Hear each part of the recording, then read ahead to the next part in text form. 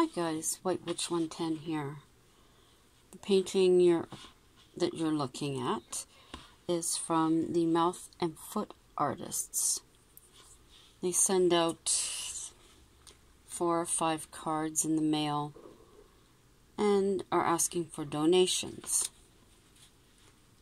This is one of them I thought you might like to see. Now it'd be a Christmas theme, of course, with it fast approaching. And some fun facts that I had found out I'm going to be sharing. Christmas was first celebrated on December 25th in 336.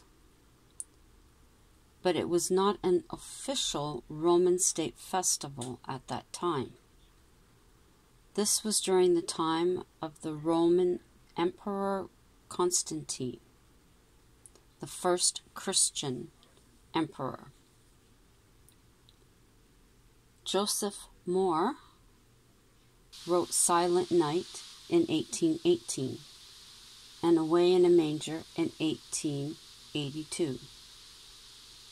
A Christmas Carol was written by Charles Dickens and first published in 1843 as a novella. Chapman and Hall were the publishers, and illustrator was John Leech. Some of the Christmas songs. Santa Claus is Coming to Town was first heard in 1934. Have Yourself a Merry Little Christmas, 1944. Winter Wonderland, 1934. And Let It Snow, Let It Snow, Let It Snow in 1945. White Christmas by Irving Berlin was 1942. 50 million copies have been sold worldwide. Other versions have brought in 100 million. And White Christmas is in the Guinness World Book of Records. The first Christmas song recorded is Jingle Bells, and that was in 1898.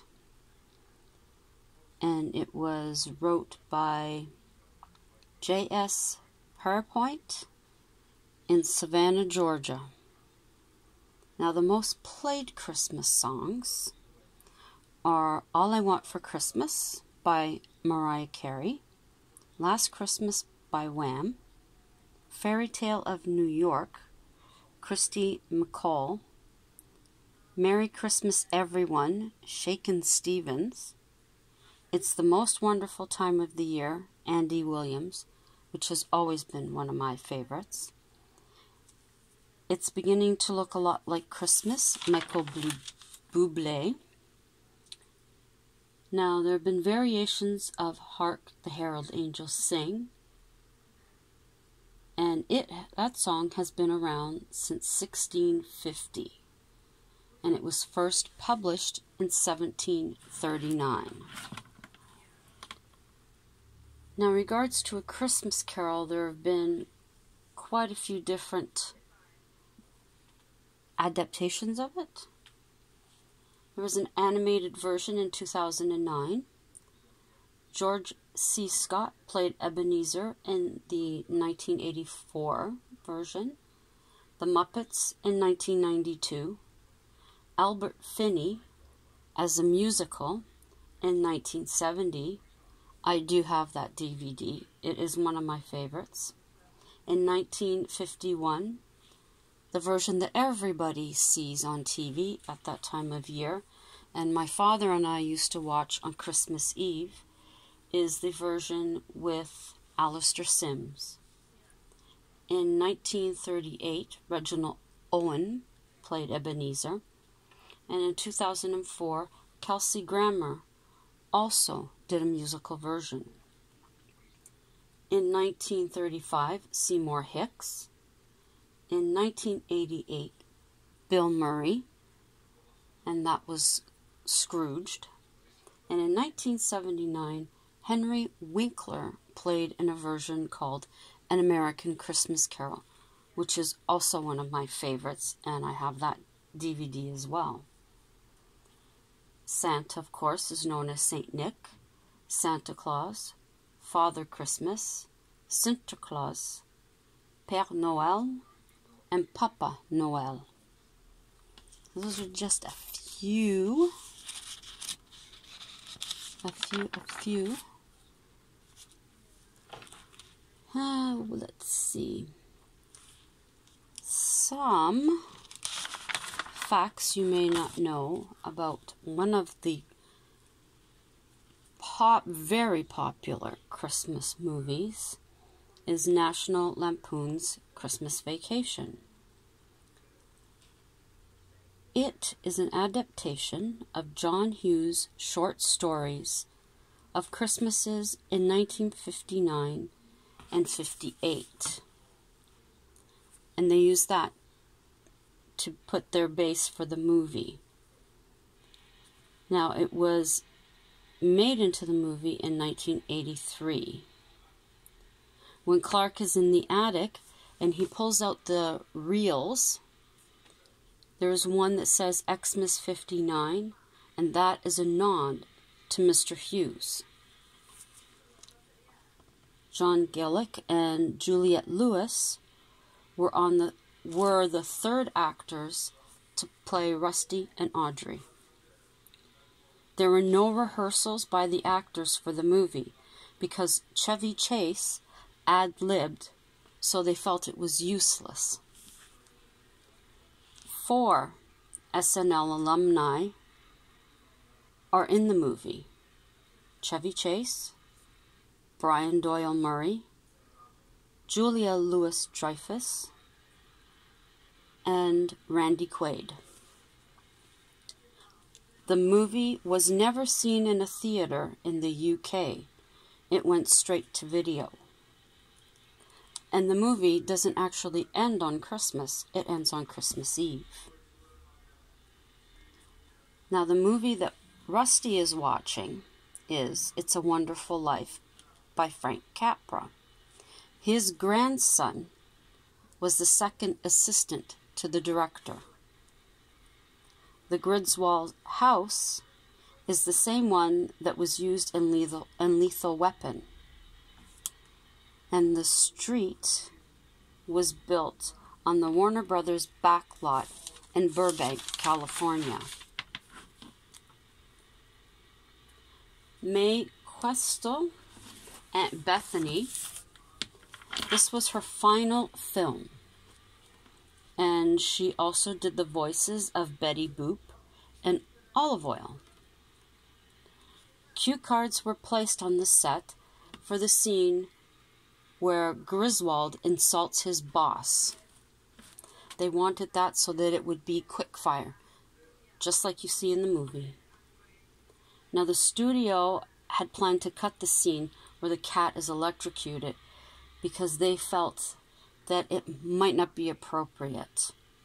But they showed it to a test audience. It went over okay, so they kept it.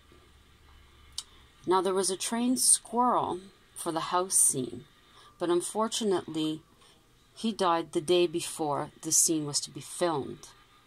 So they had brought in an untrained squirrel to take his place. Here Comes Santa Claus was played in the movie. Randy Quaid is the third cousin to Gene Autry, who is the writer-performer of the song. So there's a few family ties within that movie there.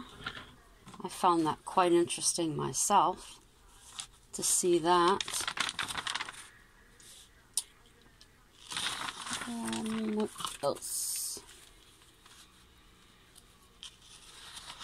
Let's see.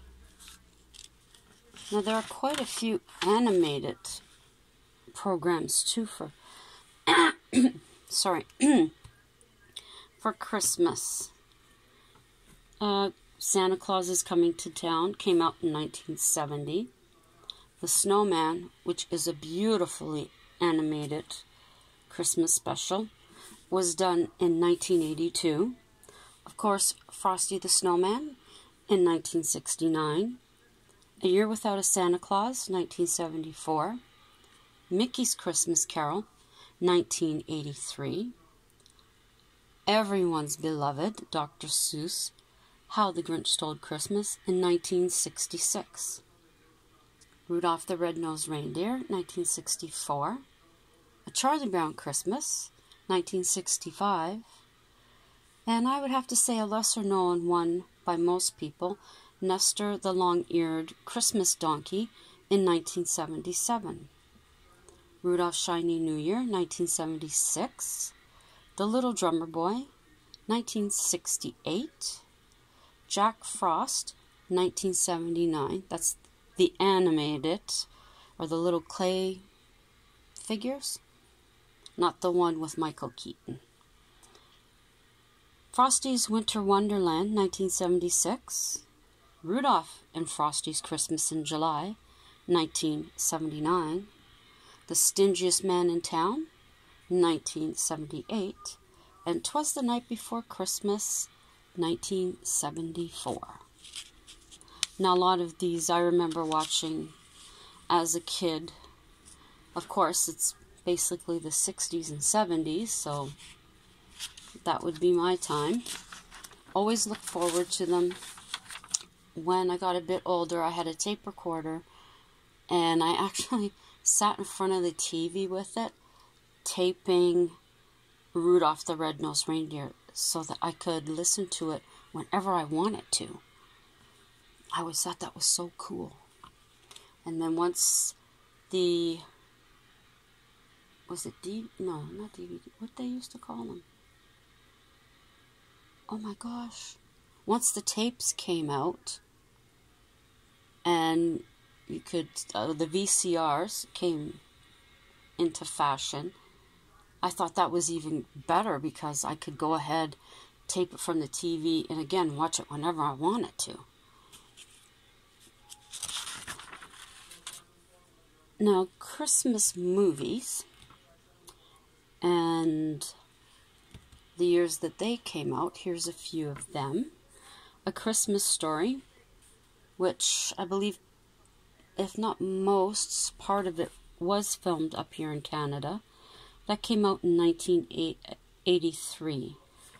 National Lampoon's Christmas Vacation, 1989. Now, why did this other one say...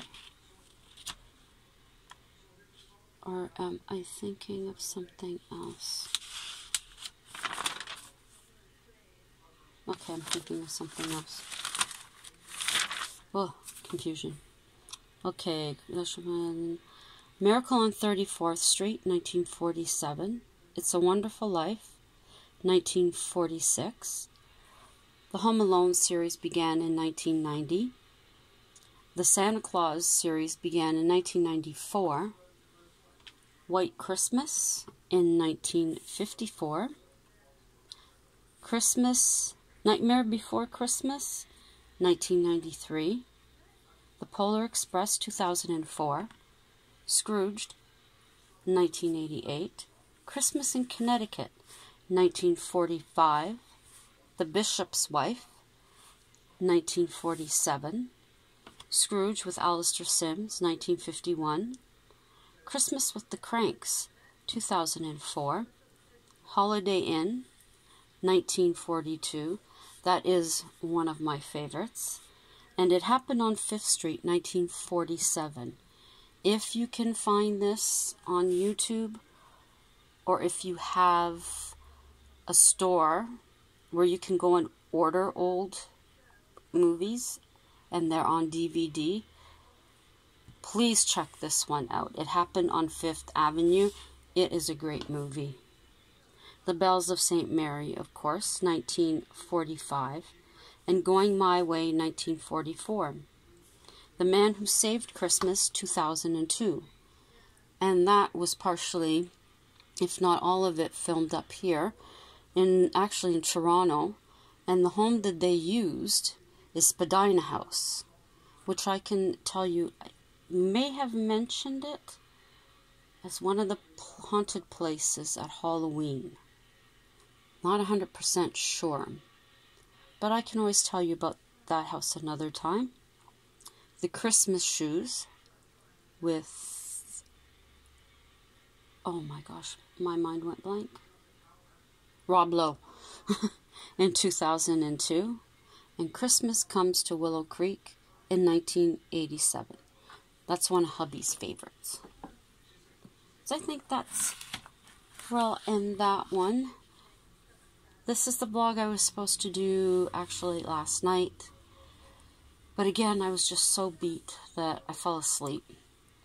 I think the time change has been a little bit more severe on people this year. One of the women at work, she said she just wanted to go home and sleep and take it easy all weekend because she just wasn't adjusting to it. So I'm hoping that Ontario follows suit with some of the other provinces where once they jump forward, we're going to stay forward and forget this falling back stuff. I realize at some point in history it was important, but a lot of people just feel it isn't anymore. Hubby and I, we've been tidying up around here and rejigging stuff, getting ready to bring up our Christmas things this evening. The village, we've made a spot for that. And of course, his tree. That'll be put up with the decorations from his family. And a few other things that go around the apartment. We have a small space, but it gets decorated. And I believe that will be that for this evening, for this afternoon actually. And this angel here, I got her a few years ago, but I figured she's very, very pretty. These don't stay up too good. There. She's very, very pretty. Very Christmas. And there's another angel here. Actually, it's the first one I got after my mother passed away, because I thought she would have loved that. And it's, of course, a wind chime. Very pretty.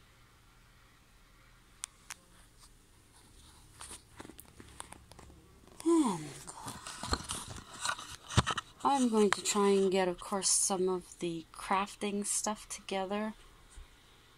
We'll do some of that later. But today, since, if not tonight, then tomorrow, I'll likely start decorating the tree. And I'll show you some of the family heirlooms then.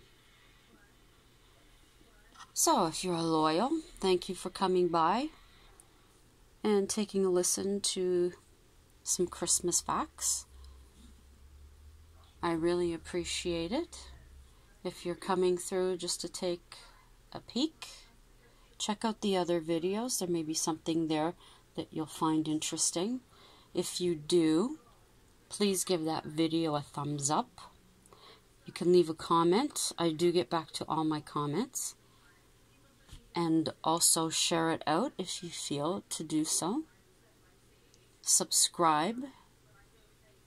Hit the notification bell so you'll know when I upload.